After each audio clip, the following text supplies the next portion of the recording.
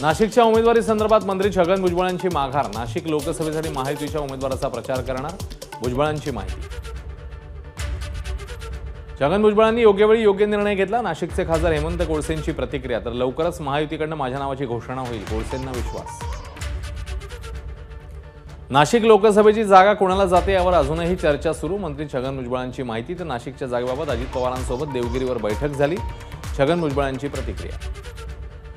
नाशिक लोकसभा निवडणुकीसाठी मवियाच्या उमेदवाराचा प्रचारही सुरू। मंत्री छगन भुजबळांची प्रतिक्रिया। तर महायुती उमेदवारासाठी जेवढा उशीर करेल तेवढं नाशिकचं नुकसान होईल, भुजबळांचं वक्तव्य।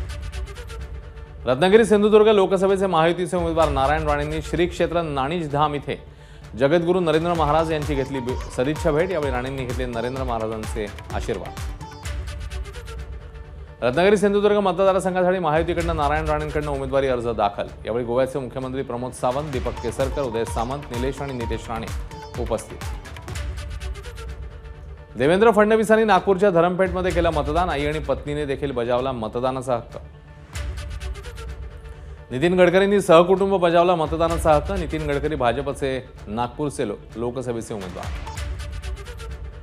सरसंघचालक मोहन भागवत यांनी सकाळी 7 वाजताच केलं मतदान। नागपूरच्या भाऊजी दफ्तरी शाळेतील मतदान केंद्रावर बजावला हक्क।